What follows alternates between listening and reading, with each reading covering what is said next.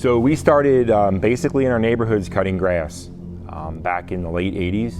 Come home from school, instead of going out and playing, we'd go out and work. It's kind of how it started in our neighborhood, and it started to progress from there. In 1994, we decided to make it a legitimate company at that point, hiring our first employee in 1995, a year later, and then it just kind of started to progress from that point forward. This is Newcastle Drive, where we started. We lived up the street up here.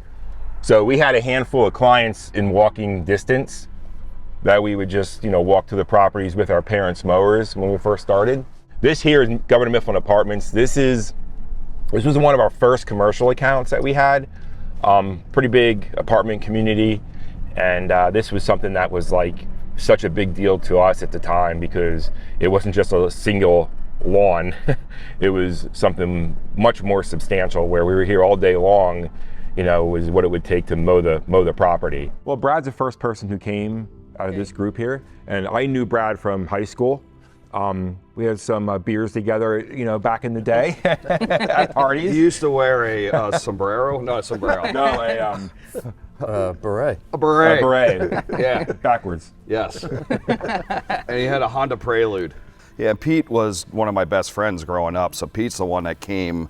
We were doing some CLT stuff, some things for training for the landscape industry, and so it was cool to kind of show my worth like the first week of my employment and really kind of step in and having people have my back and really understand on the construction side, because that was my thing, was construction.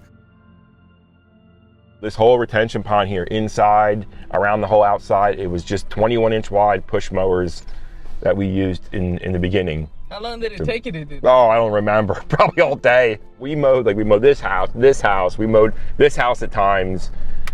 Up through here, I don't remember having these permanently, but we would do them when they would go on vacation. We probably mowed 75% of the houses in here at least once. Back then it was just a few of us, and we were basically handling all the services. We didn't have dedicated departments and things like that, so we did everything. I came to Newcastle in 2009. I go in to interview. I think I called Kook. I think I called you first, and it was I think it was late winter, real early spring, something like that. But basically we lined up a day where it was a rain day. I wasn't working, so I went in to interview. I remember walking into the old shop. The shop in Moton. The shop in Moton up on the hill, and going in, and it was like this tiny little office, with just desks. You got desks everywhere and just shit everywhere. There's a wood stove in the corner, and I'm like, huh. And so my interview was with, I walked in, and it was with Kook, and Brad was running late. They're like, the other guy's running late, whatever. I'm like, okay, cool. Brad comes in wearing some overalls just covered in mud and shit. And I'm like, I was interviewing for a job in the construction department. I'm like, this guy's running. All right, well, this guy's running. He's not afraid to get dirty, I guess. He looks like he's sweating. Yeah. Yep. But it was basically like I'm sitting here, and I think Brad was sitting next to me, and Kook was across the desk, and then you had like Rick, I think, was like behind me on the left, was one of the designers at the time. We put him next to the printer. Yeah, and the whole time, like, everybody's trying to work, and I'm trying to interview him. It was like, a little uncomfortable. Rick would chime in, and I'm like, yeah, man, spinning all around, but.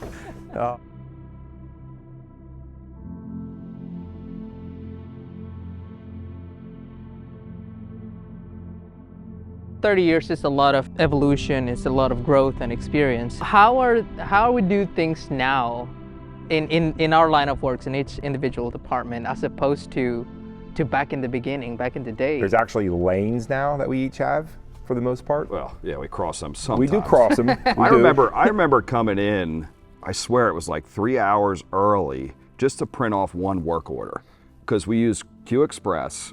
So I remember I had one or two crews that I was managing, and so I'd come in and I'd load the computer. It took about an hour just to load the computer, and then to print off a work order was another half hour, and then I'd go out and load the 650 with whatever material and have everything set up for the guys.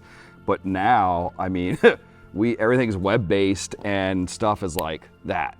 And I just remember coming out, well, I would start the wood stove too. So I was in charge of heating the office as well. And I remember eating lunch with Eric in front of the wood stove out in the garage, because we had a wood stove in the garage, and a lot of our jobs were to go grab wood from down back and shove it into the wood stove, because we had no heat. I mean, it was all wood. The big change is kind of how we got ready in the morning and filling up. We had the trucks, the pickup trucks with two 200-gallon tanks on each of them. So we had to fill up 2 of those trucks. And all we had was a garden hose, the same garden hose that hangs. Yeah, that's no joke. One of the owners actually said, "I'm surprised you didn't quit after the first week of me hiring you after seeing this."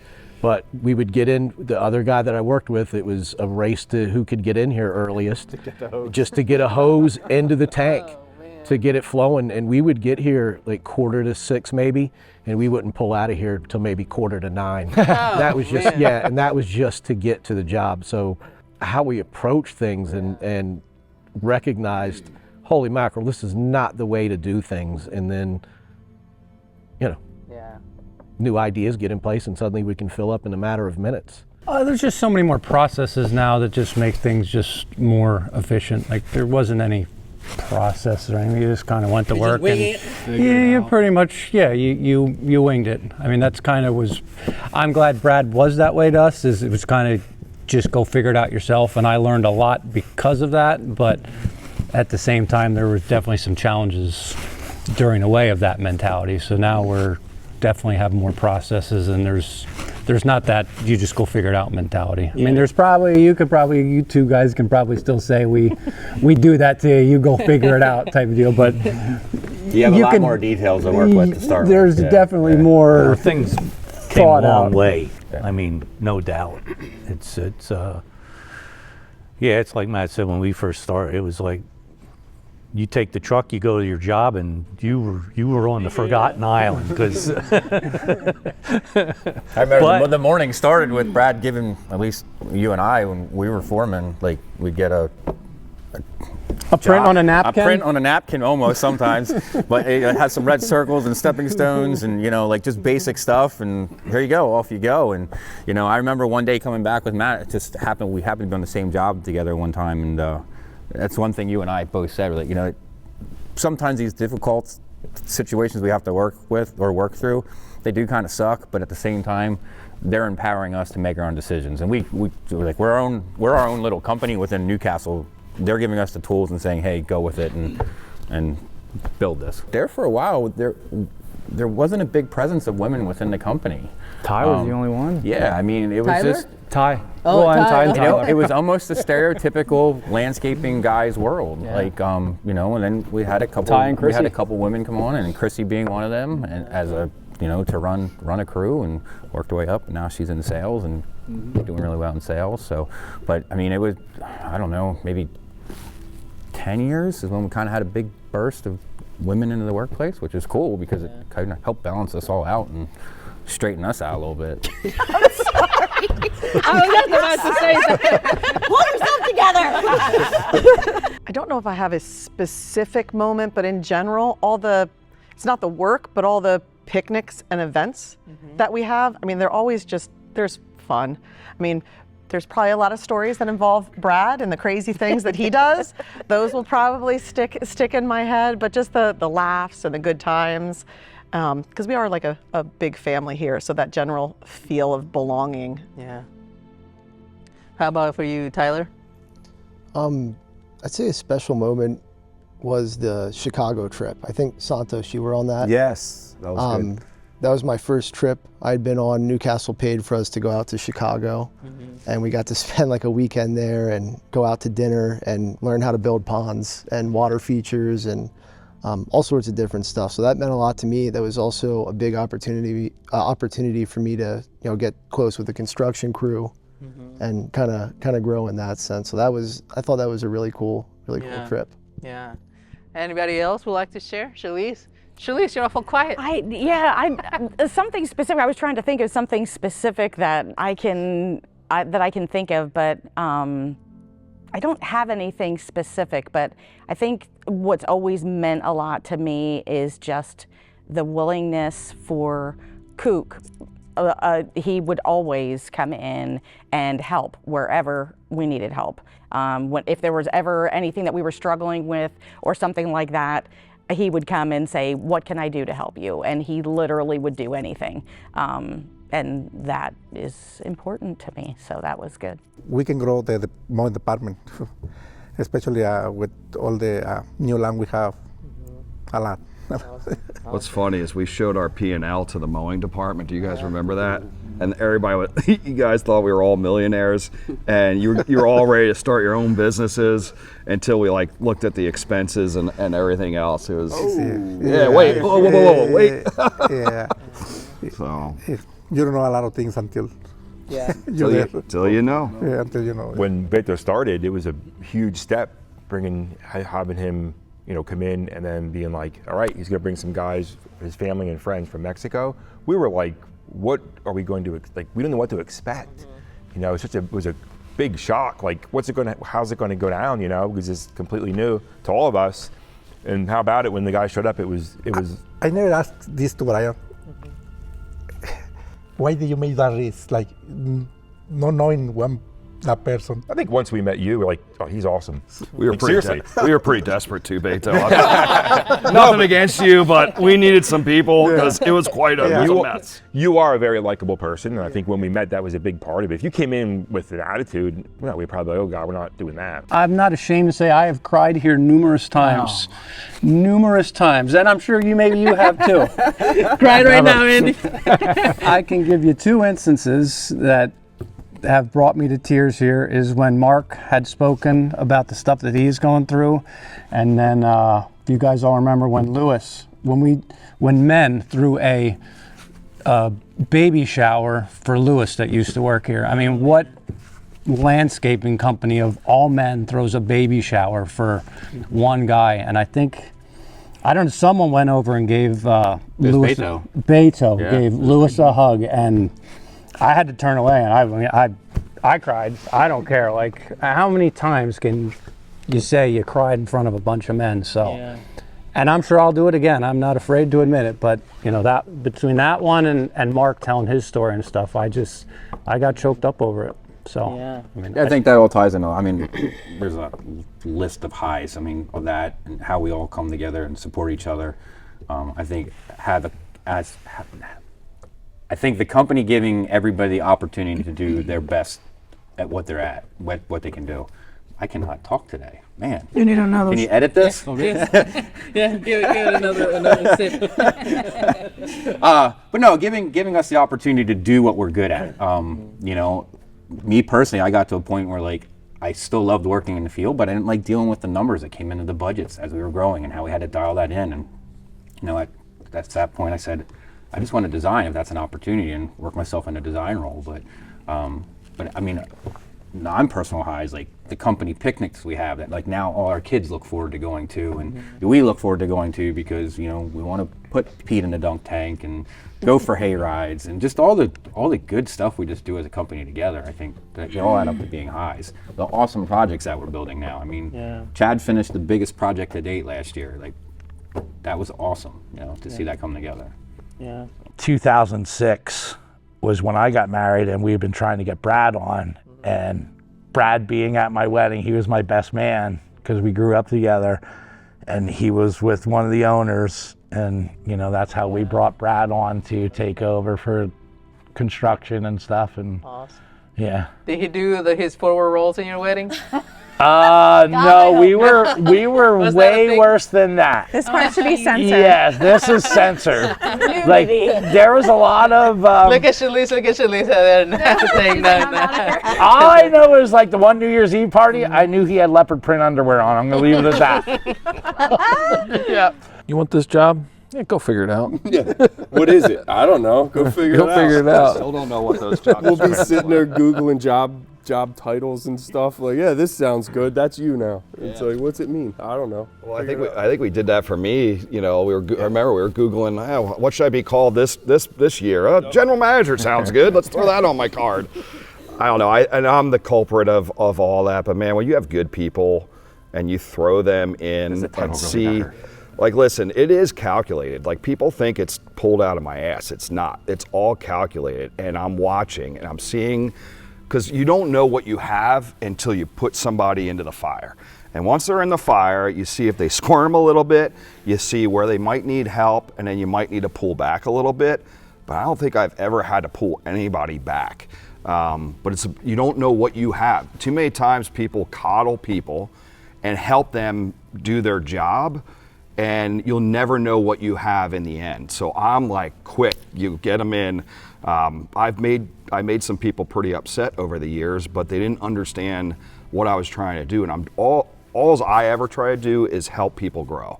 And the only way you can grow is you got to get your back against the wall. And the only way to get your back against the wall is get thrown into a position you have no training on. Now, I don't want anybody to get killed, but ultimately, you look into the room yesterday when we were talking to all the supervisors, every single one of them got thrown in the fire. Every single one of them. Every single person in the company has gotten thrown into the fire. So no matter what anybody says, that to me is the way to, now with a little direction, it would be great, but just get them in uncomfortable positions and situations and see where they come out, because that's when their true colors are going to shine. So yeah, you're welcome.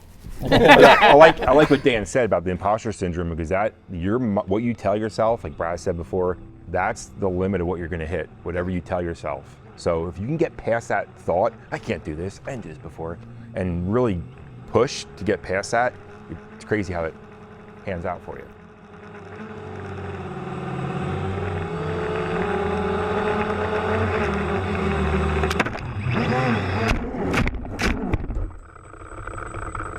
Yeah, I still remember getting that call when I was going to be a foreman. It was in the winter. I was laid off. It was in the winter, and I had got another job painting. So I'm painting some living room or something. And my phone rings. Actually, I think my phone rang first, and it was Tyler, who was the foreman who was leaving, going to another company. He's like, hey, I'd worked with him a lot the year prior. He's like, I just wanted you to hear from me. I'm leaving. I'm like, okay, roger that. Cool. See you. Click. And then, like, I don't know if he was standing next to you or what, but like 5 minutes later, my phone rings and it's Brad, and he's like, hey, you want to be a foreman? And I'm like, yeah, I guess. He's like, okay, I need you back to work like next week. And I'm like, all right, let me finish this living room. I got to cut this in and roll it. So here's the question. At that point, did you refer to the career progression chart that we had? Shut up. Yeah, I made sure and checked all the boxes and, yep. You see where you lined up? Studied up a little bit. Keep mocking me. Yeah. Oh, us. Yep. Nah, I think that's all good, though. Because I mean, those of us that have got thrown into the fire, we like to figure it out, though. Because if we're told, well, you got to do this, this, and this, we may not still be here. Yeah, and that's why with being an entrepreneur and how we are with Newcastle, it's like a bunch of entrepreneurs here at Newcastle. They're running their own. I hate micromanagers, and you all are running your own jobs. Like, I still don't know what people do, but it's cool, you know. Yeah, that's all right. You know, it's all about results. Brad and Dan asked me to apply, and I applied and started snow, because I was working at another place. It's a funny story, because my days off from the other place was the days that it snowed, so I was able to come here to do snow removal because I was off from the other job, so it just like worked out. And so yeah, I started in the winter, and then I started that spring with Chrissy. She was my foreman, and I started as a crew member. There you go. Yeah. Crack it. Yeah, Chrissy was my foreman that year. That was 2017. Yeah. I started in the landscaping industry in that year. So just working outside, the family atmosphere that they created here was nice. You know what I mean? Was she a good boss? She was a great boss. Yeah. There you go. There you go. She was a great boss. Usually, in most cases, when I'm meeting with people, I'm there to solve an issue. So if I can walk away with the issue being solved and they're happy and I've created less stress in their life, I would say that's probably what gives me the most satisfaction out of my job. Not a whole lot. Not a whole lot? A lot of the stuff, I remember when Matt, it was on a leave. It was frustrating? It was frustrating. I mean, it frustrated him a lot too, because he always got to work with people he can communicate. and that was That one was of the hard- biggest one, That was yeah. one of the biggest thing. One thing, he almost passed out, and they was working with a guy. He don't speak English at all, and he can say, "Hey, I feel sick. I'm bad. I feel bad." Oh, I do You remember that. Yeah, I do remember that. And that's, I think it get too much, and he say, "I'm out." So. But your Spanish is pretty impressive now, isn't Oh, it? see, yeah. No, he told me he's been eating a lot of tacos on Saturdays. That doesn't mean I can speak Spanish. It helped. How do you think I learned English? McDonald's, baby. Was that your first word? Mickey D's. Mickey D's. That's right. That's right. That's right. Is there any moment where any of you felt the same way, that somebody believed in you and say, man, what was yours? When I started in sales, I think a part of me felt like I wasn't good enough. And I felt like I was only being put there because I had surgery and I had to get out of the field. So I thought, well, it's really nice that they're trying to accommodate, but then I was like, well, what if I'm not good at it? But I loved it. Yeah. It was a good move for me. Good. And now you're killing it. Yeah. That's right. You tell them. All right. How about you, Stacy? Well, I mean, mine was just recently, just recently moving into my position, and last year working into that. Like, I'm VP of admin, but my background is horticulture. That's what, I don't have any background in your typical admin branches. So them just giving me, having the confidence in me to lead that side of the company was pretty big. Who has a messed up where you were so appreciative of the kindness and compassion that was shown to you in your mistake? I can say when I came on to Newcastle, I had zero landscaping experience, and they kind of Stacy gave me an opportunity.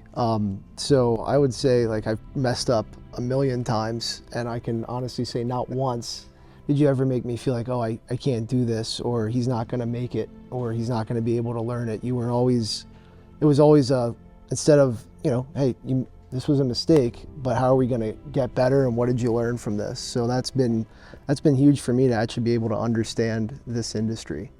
I can think of 1,000 of them, 1,000 different situations, but Stacy always really helped me feel like it was a good thing, like I was learning. So. And we go place that one, and I walk around, keep looking. I probably broke 13, 15 pavers, and each one's, like this big.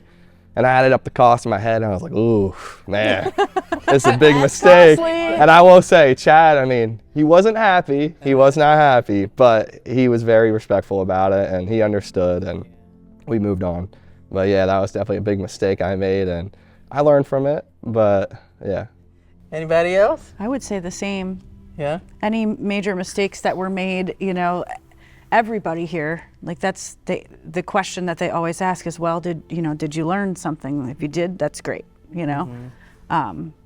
It kind of takes a lot of the pressure off and the guilt, because nobody wants to make mistakes, but we're all human, and it's going to happen, and it's really nice to be able to be understood and, Yeah, yeah.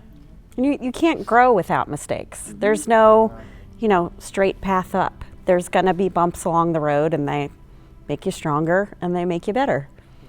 But I think people come from some other companies where maybe it wasn't looked at that way.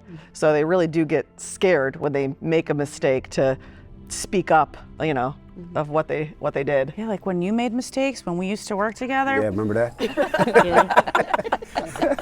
Sometimes you just need to take a little break, and it's nice to know that you just take a little scooter ride. Linda and I love our scooter rides. Like, I will go over and I'll knock at her window and be like, are you doing anything? She's like, no. I'm like, look, the scooter's here. And I'm like, let's go. And her hair's blowing in the wind, and we're going. In slow motion. Yeah. Looks like we're going to have to put in the budget for next year 2 scooters for the office. I don't know what you're talking about. That's right. Yeah. Let me ask you, as we are exploding in this growth, the acquisition of the new land, the expansion of the new offices, what are you most excited about? I'm excited for the 60th of sitting at the same table 30 years from now. Chad's gonna be in a wheelchair. I don't know if I'm gonna make that, but we'll wheel Chad in from the old folks. 50th. Or how we're going to expand that land next door. We've done so much with so little for so long that now that we have some room to expand and breathe, it's man, what are we going to look like? What are we going to look like and do? Landscaping a lot of times is looked down upon, and like it's not a career, it's a weekend job, it's a side job. And we've created careers here at Newcastle. So, you know, just get rid of that stereotype. And again, usually landscape companies are one owner and a bunch of people. And that owner is just keeping people down. So we're creating careers in the landscape industry that most people don't do. You know, and looking at changing people's lives. I mean, Kook said it, but truly changing people's lives. Man, we have 100 employees, and I think we've changed at least 70 of them. I started counting just the different people and personal situations that we've helped them in. Many people, whether it be financially, emotionally, physically, whatever, like we've helped people, you know, get through life and not just enabling them. We've helped them, and then they've grown because of it and because they're good people. So that's the goal, you know, keep bringing as many people on as possible and changing as many lives as we can, because it's not just about landscaping, it's truly about people's lives. Having a company where people can come to work and they enjoy what they do, they enjoy working with each other, they enjoy, you know, being recognized for their hard work. It's really, really important. You know, the years go by and it's fun. It's fun to work. It's fun to be with the people that work here, and to just watch the growth that the company's had over the last, 30 years has been awesome. I am most excited because I feel like the vision, the plan is all really coming together. And I think the biggest piece that was missing was our ability to tell the story and tell it really, really well, because we've got so many amazing things happening behind the scenes and within, all four walls of the building and all the people and everything. And 100% like hands down, because you've created the biggest opportunity for this company to kind of get their voice out there and share with, share with the world who Newcastle is and why we're so special, and be able to do things like this to tell our stories. Newcastle on 3. 1, 2, 3, Newcastle!